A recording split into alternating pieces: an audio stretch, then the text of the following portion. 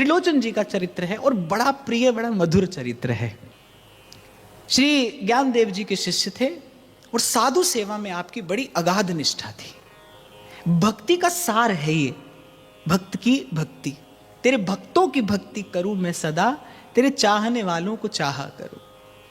और सेवा की बात जब आई है ना, तो संतों ने कहा है भाई हरि को तो भजन हो और साधु की सेवा हो। हरि को भजन, साधु की सेवा, सर्वभूत पे दाया, ये सिद्धांत है। तो श्री त्रिलोचन जी का चरित्र कुछ ऐसा है। साधु सेवा में आपकी अगाध निष्ठा। संतान कोई थी नहीं, पति पत्नी थे, पर साधन संपत्ति सब था। और इनकी साधन संपत्ति की विशेषता ये थी कि साधन संपत्ति का सदुपयोग संत भगवंत की सेवा में होता था। अब थोड़े वृद्ध हो गए, शरीर शिथिल पड़ने लगा, तो शरीर की अपनी एक सामर्थ्य होती है। तो ये सदा अपने मन में ये विचार करते रहते कि भाई किसी प्रकार कोई अच्छा सेवक हमको मिल जाए। अच्छा सेवक अर्थात जो संस्कारी हो। कोई अच्छा सेवक हमको मिल जाए जिससे हमारे यहाँ ये साधु सेवा अबाध रूप से चलती रहे, अखंड रूप से चलती रहे। अब भाई ऐसा सेवक मिलना कहाँ सरल है। तो सतत प्रभु से प्रार्थना करते हैं, प्रभु संत आते हैं इस आंगन में, आपकी कृपा से संतों के चरण पड़ते हैं। और जो सुख हो तो संत घर आए, सो सुख हो तो नहीं सुपने हो कोटिक तीर्थ नहाए। इन संतों के चरण पड़ते हैं। लेकिन प्रभु अब मैं वैसी सेवा नहीं कर पाता, पत्नी भी थोड़ी सी शिथिल हो चली है, अब हमसे आपके प्रिय जनों की, संत जनों की वैसी सेवा नहीं हो पाती। बार बार ठाकुर जी से प्रार्थना करते कि प्रभु कोई कृपा हो आपकी और हमें कोई सेवक मिल जाए, हमें कोई सेवक मिल जाए। अब भगवान तो भाई भक्तवांछा कल्पतरु हैं। ऐसी हरि करत दास पे प्रीत। तो बार बार त्रिलोचन जी प्रभु से कहते हैं कि प्रभु कोई सेवक मिल जाए, कोई सेवक मिल जाए। अब भाई श्री ठाकुर जी पे रहा नहीं गया और श्री ठाकुर जी सेवक का रूप धर के और त्रिलोचन जी के द्वार के बाहर आकर खड़े हो गए। फटा पुराना कंबल ओढ़ा है, पाँव में टूटी फूटी सी पन्हैया है, पर फिर भी रूप बड़ा मधुर है। त्रिलोचन जी की दृष्टि पड़ी, बोले कि क्या सेवा करें आपकी। बोले आप हमारी सेवा करना चाहते हैं तो कोई काम खोज रहा हूं मैं, कोई काम खोज रहा हूं, मांग कर याचना करके मैं नहीं पाता हूं, कोई काम खोज रहा हूं। तो आप यदि कुछ देना चाहते हैं तो कोई कार्य हमको दे दीजिए, उसके बदले में हम आपसे कुछ ले लेंगे।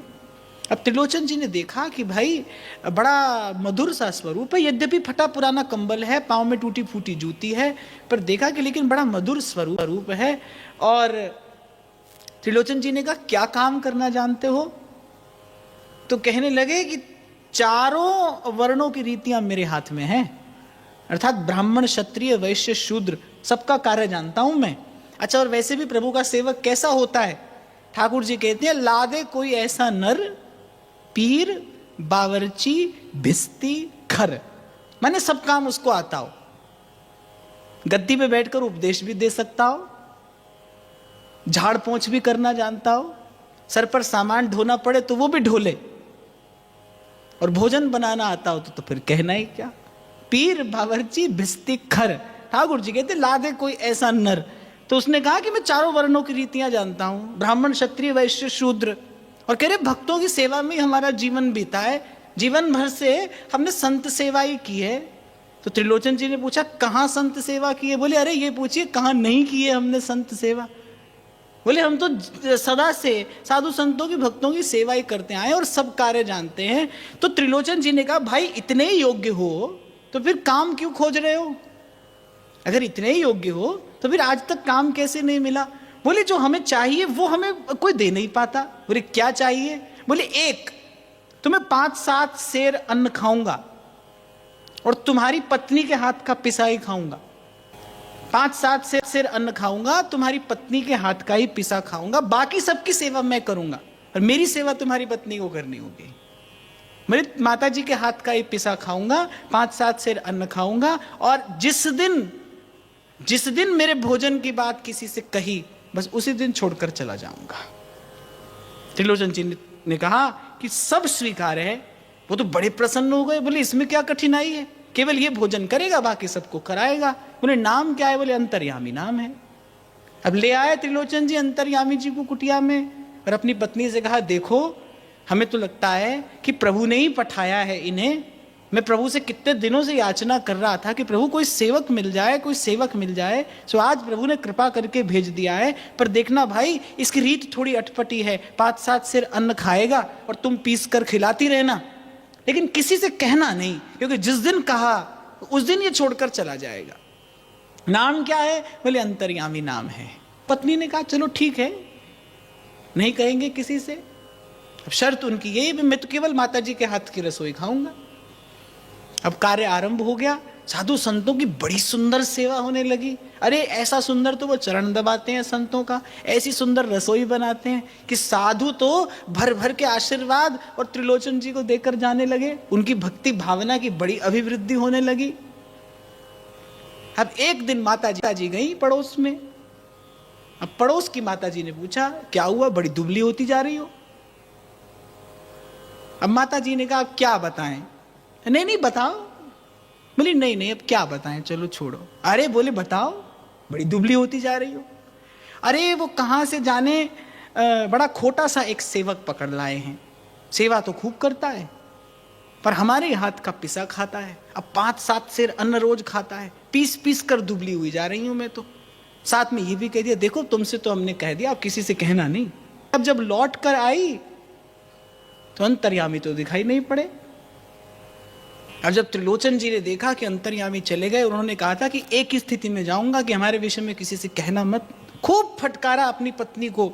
बड़े व्याकुल हुए, बड़े अकुलाए। बार बार उस अंतर्यामी का के हाथ का बना वो मधुर भोजन, उसकी वो मीठी मीठी बातें, उसके वो ज्ञान से, विद्या से भरे हुए वाक्य, उसका वो अद्भुत शास्त्र ज्ञान, सब कुछ स्मरण आ रहा है त्रिलोचन जी को। जहां देखते हैं वहां अंतर्यामी ही दिखाई पड़ता है। रात को नींद में भी अंतर्यामी पुकारते हैं। पर प्रभु की शर्त थी। प्रभु ने कहा था, भाई जिस दिन कहा उस दिन चला जाऊंगा। और एक और बात आपको यहां कहूं, ऐसा ही है भाई प्रेम, जिस दिन प्रकट होता है उस दिन उसकी सुवास समाप्त हो जाती है। तो बड़े व्याकुल हुए, भोजन छूट गया, आहार छूट गया, शरीर रुग्ण होने लगा। लेकिन वो मन की अकुलाहट, वो मन की व्याकुलता बढ़ती जा रही, क्योंकि वस्तुतः वो प्रभु का ही तो वियोग था। वो पहचानते नहीं थे कौन है, क्योंकि प्रभु की अघटन घटना पटी, इसी योग माया ने ऐसी व्यवस्था कर दी कि त्रिलोचन जी पहचाने नहीं, क्योंकि पहचान लिए तो सेवा में विक्षेप हो जाएगा। तो भगवान की योग माया ने ऐसी व्यवस्था कर दी कि प्रभु को पहचाना नहीं। लेकिन जब देखा कि त्रिलोचन जी के तो प्राण जाने को हैं, तो श्री प्रियादास जी लिखते हैं, हुई नभवाणी, आकाशवाणी हुई। प्रभु ने कहा कि आपकी साधु सेवा की निष्ठा देखकर मैं ही आपके घर में आया था, आपकी सेवा करने के लिए, साधु की सेवा करने के लिए। और जब ये बात सुनी तब तो उनके हृदय की व्याकुलता का कहना क्या। फिर तो लगा कि बस अभी प्राण जाएंगे, तो प्रभु की वाणी हुई कि अब आप भजन करिए, अब आप साधन करिए, शीघ्र ही आपको भगवत धाम की प्राप्ति होगी। तो ये कथा जो है, ये प्रसंग जो है बड़ा मधुर है, पर अपने आप में बहुत कुछ कहता है। इसमें बहुत से संकेत हैं। सबसे पहली बात तो प्रभु को रिझाने की सबसे सरल और सबसे सरस विधि है प्रभु के जन की सेवा, साधु की सेवा। तो प्रभु ने कहा कि भाई अब आप भजन करिए, शीघ्र ही आपको भगवत धाम की प्राप्ति होगी। और त्रिलोचन जी ने इस प्रकार प्रभु के विरह वियोग में भजन करते करते भगवत धाम की प्राप्ति। जब कोई नहीं आता मेरे श्याम